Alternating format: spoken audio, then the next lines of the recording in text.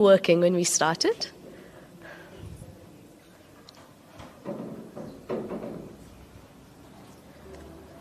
It's okay. Luckily, I'm a comrade and I can waffle for a few minutes until we get it online. I don't want SG to come on and the sound is not appropriate.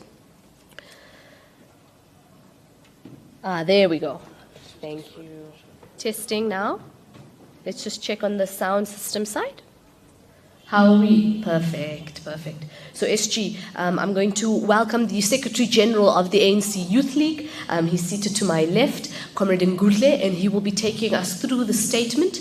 Please note all of your questions and then we'll facilitate them thereafter. SG, I would moor a song, but between my voice and my inability to sing, I don't think it would go very well. Thank you very much, SG.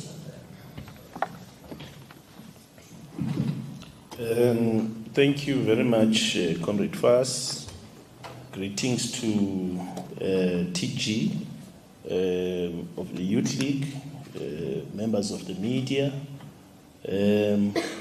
Really, comrades, we are here to give a brief account on the outcomes of the National Working Committee, the National Executive Committee of the ANC Youth League post its meetings. So the African National Congress Youth League National Executive Committee converged at Sky Hotel in Sandton, Johannesburg on the 22nd and 24th of March 2024. The gathering commenced with a National Working Committee meeting on the 22nd of March 2024, then proceeded to the National Executive Committee on the 23rd and 24th of March 2024. The National Executive Committee received a comprehensive and informative political update from its president, Comrade Colin Malachi, which touched on several issues which are mainly and not limited to the history of our movement and the struggle for liberation, as well as the need to protect our gains in the democratic South Africa. The South Africa as a country comes from an unpleasant history of apartheid and class oppression, which was filled with several laws built to stifle the development of black African people and to deepen class segregation. It was the African National Congress, as well as other progressive formations, which took a stand to lead the struggle for transformation of this country. Since the democratic elections in 1994, the ANC-led government has made a lot in changing the lives of the people of this country, both in ensuring the freedom through formulation of progressive constitution, the implementation of policies which lead to all the people living in dignified lives, access to basic needs such as water, electricity, shelter, health, education, and security. So the narrative that the ANC has done nothing in the past 30 years is far-fetched and is far from being true. Transformation of the economic landscape, and these are the areas that the National Working Committee and the National Executive Committee would have touched on the transformation of the South African economy or the transformation of the national landscape. The ANC Youth League National Executive Committee spoke at length about the need for the Youth League to continue taking an interest in building of the South African economy. Majority of crises we face in the country would be resolved if we resolve the economic question. The ANC Youth League calls for the transformation of the economy through building a developmental state. So fundamentally to what the Youth League is saying is that you cannot build or transform the South African economy unless you build a capable developmental state that must lead the catching up in terms of economic transformation, social change and development in South Africa. And that's the standpoint of the Youth League. Build a strong developmental state, strong and capable developmental state. The current ANC Youth League collective has put forward several proposals, which include the immediate introduction of export quotas of all our raw minerals. Raw.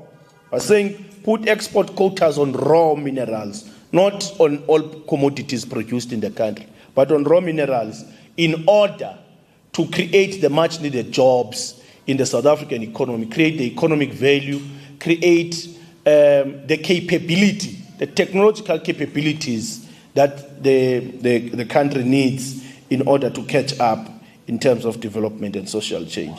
This includes agricultural produce that we need to be able to ensure that we don't export raw produce.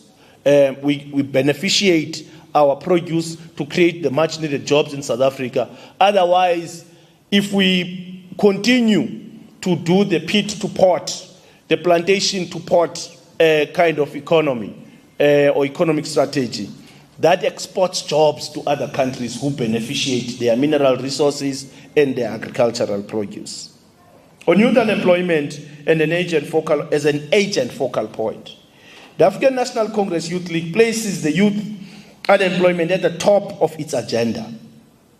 Many of the societal issues we face today, such as drug abuse, crime, gangsterism, and others, are because of young people who are sitting and idle at home and have no prospects of being employed.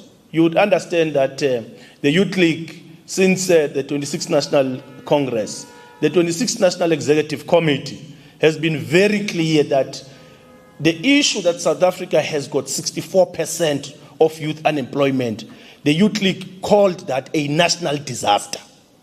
And in order to resolve this national disaster of youth unemployment, the Youth League make this particular proposition that we put the issue of youth unemployment at the top of our agenda. We don't enter into the National Working Committee or the National Executive Committee meeting without talking about how do we now further resolve the issue of youth unemployment in South Africa and refine those particular propositions.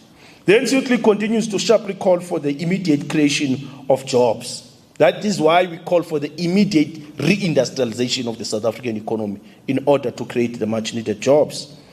We have said that our government needs to invest in reindustrialization to open job opportunities and reskilling of the youth. This should be done to make young people agile and mobile.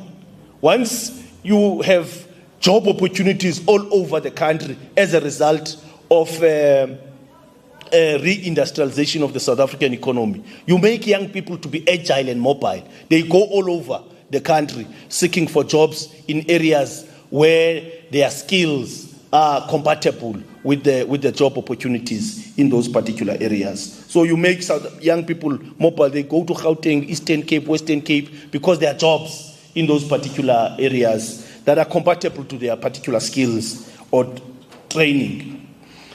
This should be done to make young people agile and mobile for the current needs of the economy and job market.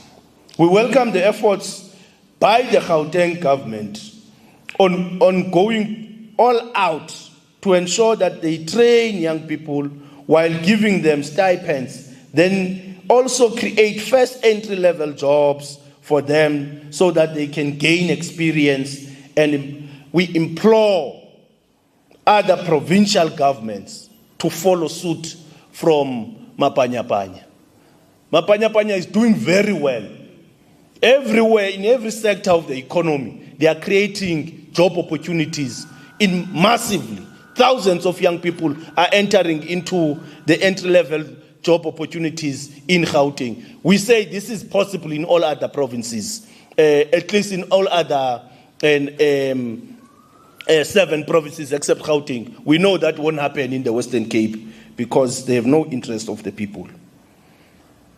It is further a belief that the ANC Youth League, that the private sector needs to play or take a responsibility in attending this debacle of youth unemployment. The ANC Youth League will also be marching to the Johannesburg Stock Exchange to demand that they contribute in job creation and economic growth and in funding higher education in this country.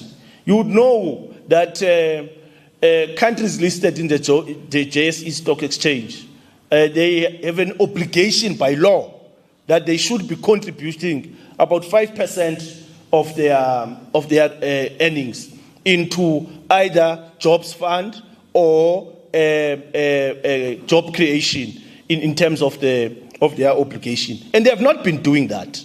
They have not been funding skills development or skills for the economy, or skills that are compatible to the economy, and they've not been doing that. We're saying these companies that are listed in the JSE Stock Exchange have to be taken to task. That's what the Youth League is saying there. The impact of technology in our lives. Technology has come with both advantages and disadvantages in our lives. The ANC Youth League notes that technology has allowed us to have access to information on several matters. It has also brought us convenience through ability to purchase items and services at the comfort of our homes. It is further true that many businesses are up and running due to technology, especially small businesses owned by the youth. With all of the above positives, it is also worth noting that technology has opened up to propaganda material on social media, which is filled with misinformation, brainwashing, and all other negative impact that technology has. As the ANC, as the youth in South Africa, we need to be alert to these circumstances on social media. We need to be alert to these circumstances on social media. What we are saying here, colleagues, is that while technology has allowed, globalized channels of communication very easily, but it has also created a platform of misinformation and brainwashing. And this platform, if unabated, it can create people who think that they are informed when they have got wrong sources of knowledge and knowledge systems. And that's what we are alerting the South African youth around in this particular point. The ANC Youth League National Executive Committee further noted the impact of technology on the future of work, with many banks and restaurants beginning to leave certain parts of their operations to technology, therefore moving towards downsizing of staff. So what also technology is doing through the introduction of automated operations, AI, artificial intelligence, and robotics, is that it downsizes now the impact of the physical human in the operations of certain businesses. And this is now creating more further unemployment and making more profits to the business. And we're saying we need to regulate this particular element that technology brings to the fore in our economies. While it is efficient and effective to utilize robotics, automated operations, and artificial intelligence, but this must not actually have a negative impact in terms of creating much unemployment in the country. That's why it needs regulation to particular sectors. There are sectors that must be designated, that these sectors will not be allowed to have robots in the context of our own underdeveloped economy, because it will create huge youth unemployment in the country, which we are trying to fight against. The push against the use of coal under the guise of climate change, mitigation, and adaptation. Here, we are calling for a just transition. And you will hear as we just transition. And we're saying just transition must be just. And it must not disadvantage developing countries like South Africa and other developing countries in the continent and in the Asian Pacific and Latin America. The ANC Youth League NEC has resolved in gearing up to oppose the NGOs that which are heavily funded by multinational corporations to advance a closure of our fossil fuel minerals, a closure of the use of our fossil fuel minerals. This includes coal, oil, and gas in the west coast of the Western Cape. The different organizations, including certain governments, are approaching our municipalities, deceiving them that to take international loans to start projects which will be alternative to giving livelihoods when the mines and our fossil fuels are not utilized. South Africa has a huge deposit of coal and other gas, coal, oil, and gas. And we'll give statistics to this. The coal being our primary energy source at the moment. More than 85% of our country's electricity, approximately 30% of our liquefied fuel, and about 70% of our total energy needs are produced from coal. In essence, coal plays a significant role in the supply side of the South African chemical industry and is also important in the steel-making industry in the country. It is therefore in our best interest as a nation that we protect our national interest through calling for a just transition where we convert coal-fired power stations into gas-fired power stations. What this will do, it will reduce carbon emissions by 50% when we use gas instead of coal-fired power stations. Now, here, colleagues, we are trying to make an expansion that coal-fired power stations will make our economy uncompetitive in the current global governance, because they've introduced in Europe and in America what they will call carbon tax borders. The carbon tax borders, what they do, any commodity you produce through a coal-fired power station will be heavily taxed because it will be said that it has contributed into the carbon emissions. Now, in order to avert this, we're saying let's expedite the conversion of coal-fired power stations into gas-fired power stations. There is literature and evidence that South Africa has got gas underground. All we need to do is to invest in the exploration of gas and its utilization as a country. And therefore, we go down in terms of carbon emissions and we make our economy competitive. But what we are saying as the Youth League, as the ANC Youth League, of course, understands that the need for an integrated energy mix. However, the Youth League calls for an energy mix that is just and developmental in the context of our underdeveloped economies as African nation states. What we are saying here is that we are not going to just shut down coal-fired power stations. We are going to be investing on gas exploration, and on the basis of the investment of the gas exploration, utilize gas to convert coal-fired to gas-fired power stations. And by that, we will maintain our base load as the country, but also utilize nuclear in order to maintain our base load, providing cleaner sources of energy over a particular a period of time. And that is why we're saying it will not be just for our economies, in the African economies, if we just shut down what we have now, which is our competitive advantage as deposits of coal.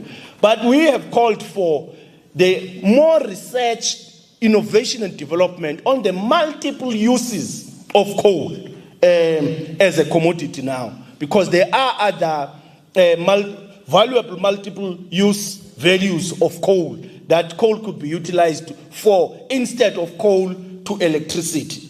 It can be utilized for other multiple uses, like we have mentioned, the petrochemical industry, the steel industry, and other industries that can benefit out of our deposits of this particular critical mineral, which is a coal. On youth must take over corridors of power. That is on youth on governance now. The African National Congress Youth League has gone over the manifesto of the ANC, and we were part of its development, and remains convinced that it is the only organization which still cares about the transforming the lives of all the people of South Africa. The 6th priority plan of the ANC manifesto speaks about bringing about quality lives for all citizens of South Africa. With that being said, the ANC Youth League believes that the implementation of the progressive manifesto of the ANC post the elections will require young leaders at the helm of strategic positions, particularly the economic cluster. The ANC Youth League has not hidden its call for the youth to occupy ministerial and deputy ministerial positions in the coming new administration. What this means, colleagues, is that we will be calling for the National Executive Committee of the ANC, the President of the ANC, to appoint much energetic, innovative, and capable young leaders who are there, by the way, in the list of the ANC, who must now take forward the development of South Africa into a much more egalitarian society. And we have made propositions to this particular effect of the need to industrialize the South African economy in order for it to create the much needed jobs, the need to ensure that we revamp our logistic networks in order for them to be able to support the reindustrialization program of the ANC. And these, colleagues, we are saying must happen within this particular administration. Now, when we call for younger leaders to come in, we don't mean only those that are 35 and below. There are recent graduates of the Youth League, which we know are very capable to assist us in this generational mission of economic freedom in our lifetime. The ANC Youth League's program is anchored on economic freedom in our lifetime. What economic freedom means to us is that the South African economy, as it is currently structured, does not reflect the demographics of this country. Does not reflect the demographics of the country. Majority of our people who are Africans and blacks are in the margins of the economy, while we are expecting that the economy should be working for them.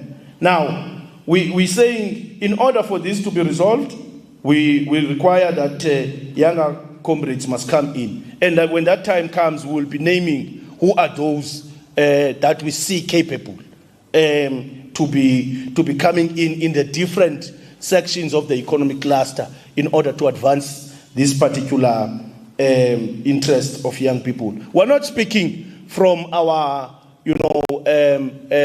thumb sucking. We have been interacting with young people on the ground, and they've been telling us that this is what they want in order for them to support the ANC. And you have seen all over South Africa that the reaction of young people to the Youth League, to the revived Youth League, has been very positive. And now we are calling for these particular issues to be implemented.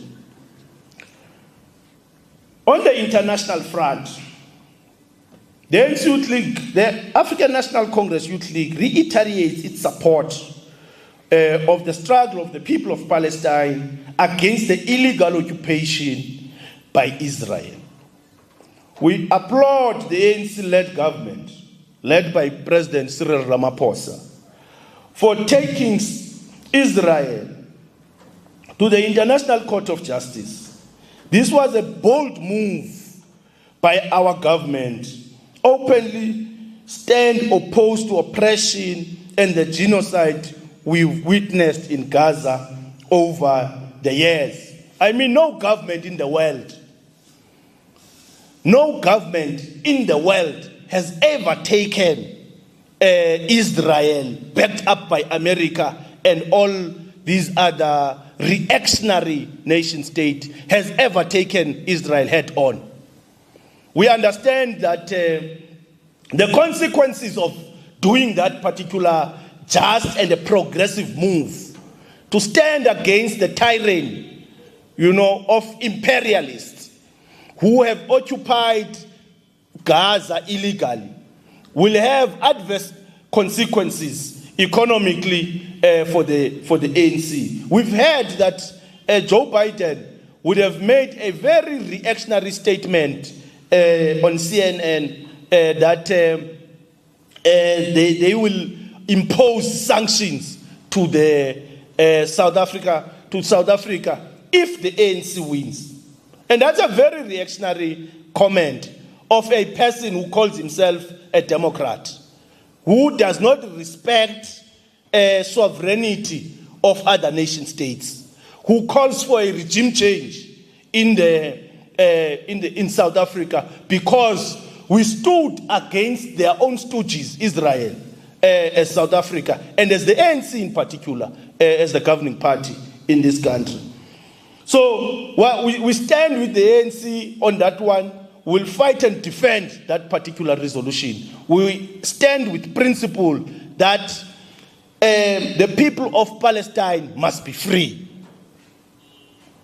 On the Russia-Ukraine war, the ANC Youth League supports and advocates for the solution through diplomatic talks instead of war.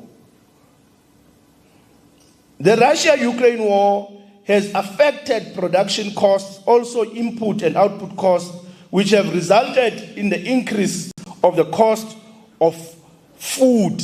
And the cost of living crisis that we are trying to resolve is as a result of these geopolitical wars that are happening in Russia, Ukraine, and it's affecting people rather than egos, as it were. The ANC Youth League further stands opposed to the prolonged occupation of Western Sahara and the brutal monarchy of Swaziland. The ANC Youth League stands against any illegal occupation of any country by another, oppression by regimes within states, and undemocratic ruling of countries. What we mean here, comrades, is that if there is any form of reactionary undemocratic ruling, we draw this from the Freedom Charter that no one must ever lead without the will of the people in any particular country.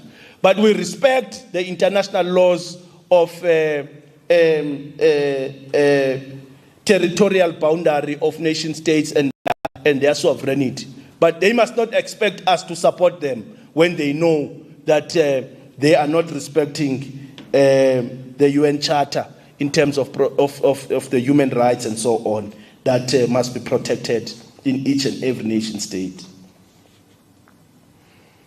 On the detractors of our revolution, comrades and colleagues, every revolution has detractors, and we should not be scared and intimidated by detractors.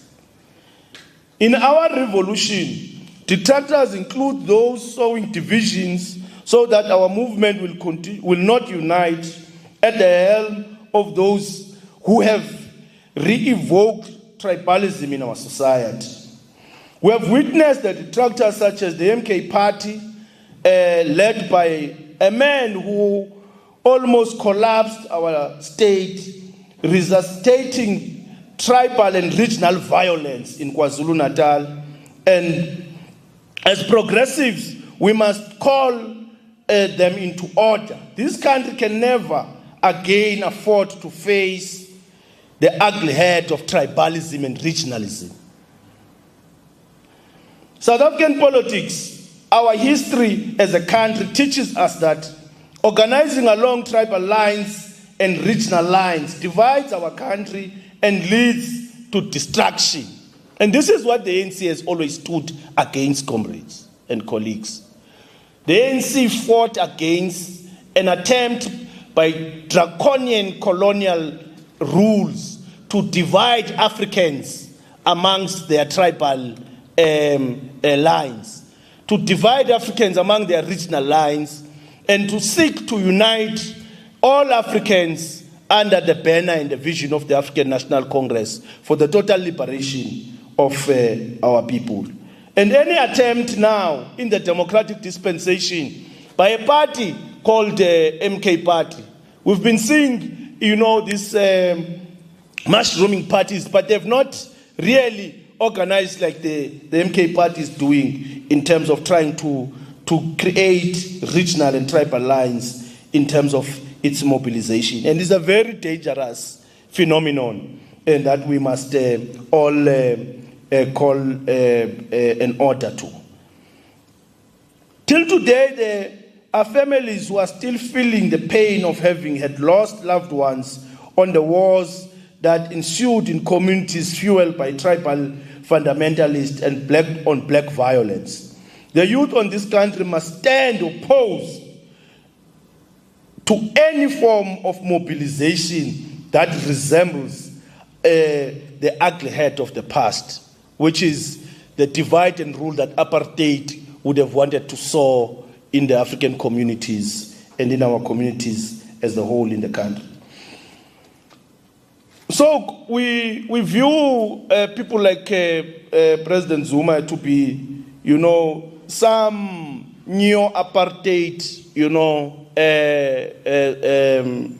agents. Because if you divide the African people on the basis of the tribal and regional lines, you are, in fact, bringing a form of a new apartheid, divide and so that you can be able to rule. And that divide and rule strategy, we're calling for young people to reject it, particularly as it relates to tribal line. It should be on policy and other political issues that we differ with other political parties.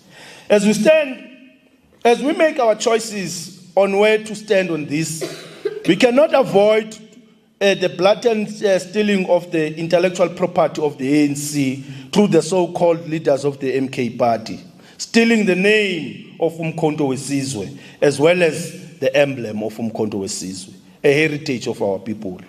This was just a reminder of how crooked their leaders were when they were still in the ANC. Corruption was at the worst in the country. It comes as no surprise that the formation of the party is mirrored by theft.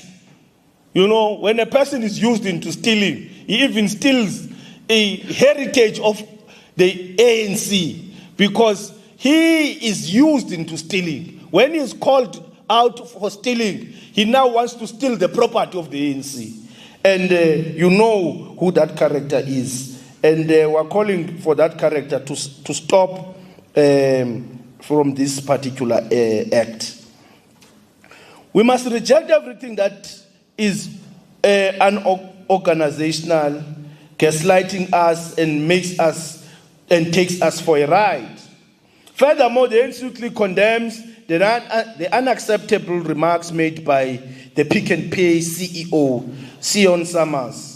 It is completely unacceptable for an individual who directly benefited from the horrors of apartheid to belittle the struggle by the ANC by labeling it as a crime against humanity. I mean, any sane and sober South African should know that Pick and Pay CEO, when he says a South Africa led by the ANC is a crime against humanity, for an ANC that has fought for the democratic dispensation in South Africa, including democratic gains, anyone who is sane and sober, including Rupert, Rupert has been very clear that under the ANC, there's been many freedoms and liberties, including the growth of the economy at 7 folds.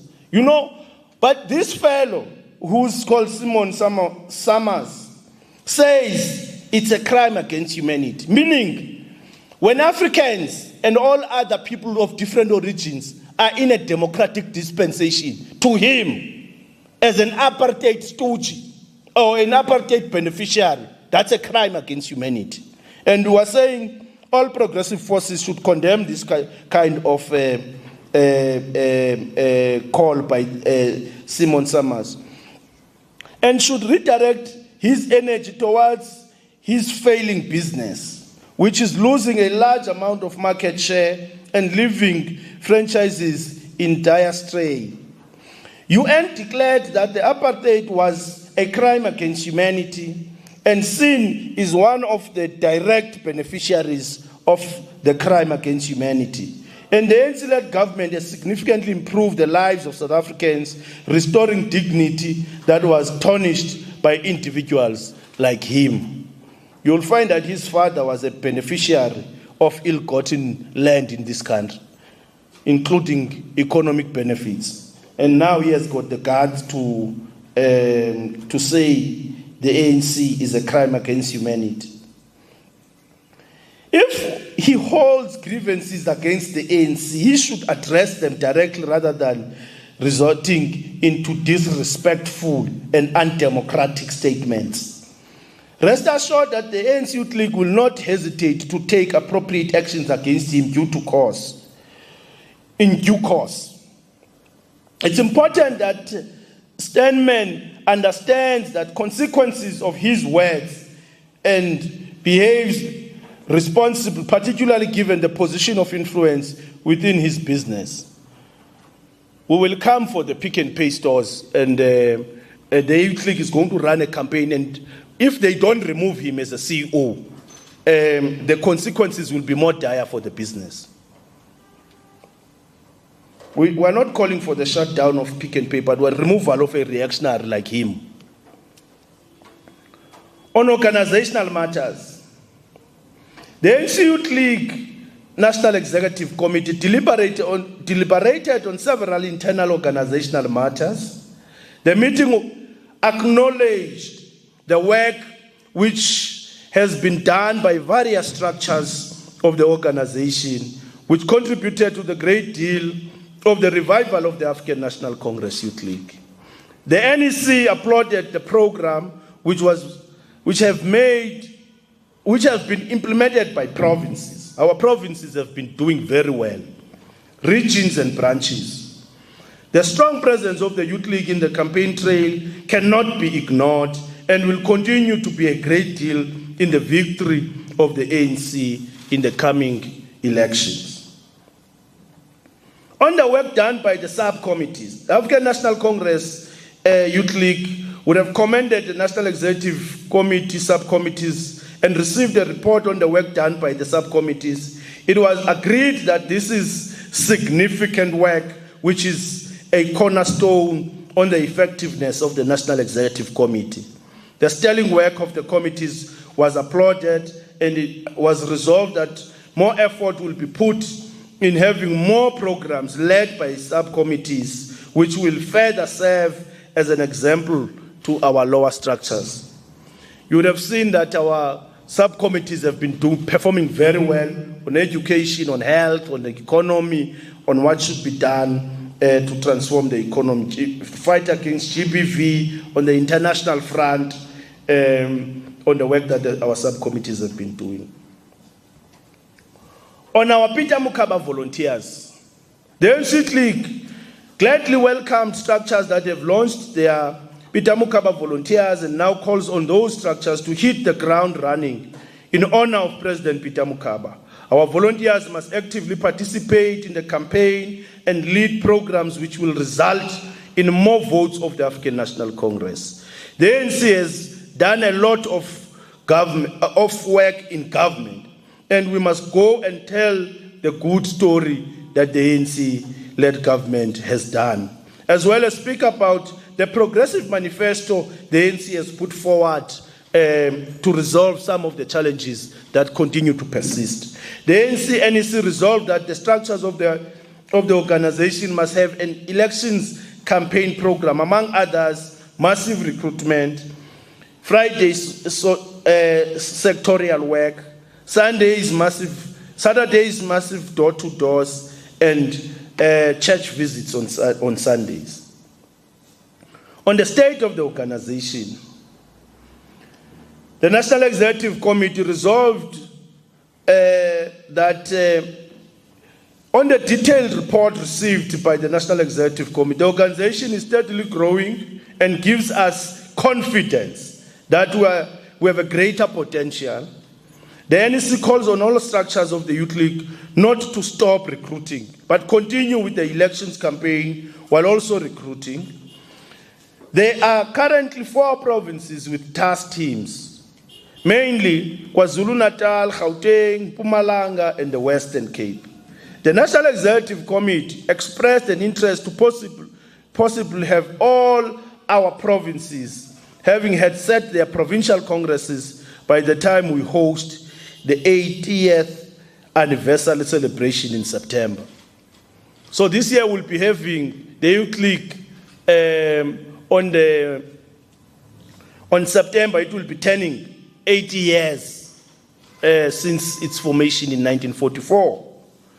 So by that time, would have launched all the 4 provinces. They would have gone to their own provincial congresses. To provide further support to these provinces, the National Executive Committee resolved that it must reinforce the work done by the deployees in those particular provinces with officials. The 80th anniversary celebration of the ANC Youth League. The 80th anniversary celebration will be hosted by Limpopo Province in Pitamukaba Stadium with 45,000 capacity stadium. A comprehensive plan is being formulated by organizing for preparations of this massive and significant celebration. We deliberately took the 80th celebration into Pitamukaba Stadium. You would know that we launched Pitamukaba volunteers in these national and provincial general elections. We're saying we're closing the Pitamukaba recognition in this particular phase of the revival of the Youth League through celebrating the 80th anniversary in a stadium that has been named after him. Pitamukaba was the first president of the Youth League post the unbanning of political parties in 1990. And in 1991, he was elected the president of the Youth League. So as we revive the Youth League post the lull of 8 years, we revive it, remembering Comrade Peter as the former president of the Youth League, who revived it and took it into greater heights, as it were. On our relations with other progressive youth alliance structures, the ANC Youth League enjoys cordial relations with all organizations in the PYA structures, namely SASCO, COSAS, the NCU, the Young Communist League, COSATU Young Workers Forum. We attend each other's programs and extend messages of solidarity to each other. We also have now resolved on running a joint political education programs with our progressive youth alliance structures as part of reminding and revival of the liberation politics amongst the youth structures in the country. The ANC Youth League is looking forward to sitting with the COSATU National Conference, with COSAS National Conference, so that it is finally elected. It has an elected leadership. The ANC Youth League welcomes the victory of SRC elections won by SASCO so far and issues a stern warning that no branch of the Youth League in any campus must contest SASCO. If we find a branch of our organization contesting SASCO in the banner in the name of the Youth League, those ones will be in the firing line. Thank you very much, colleagues. That's an update of the National Working Committee and the National Executive Committee, as it were. Thank you very much, folks. Thanks. Thanks very much to the SG.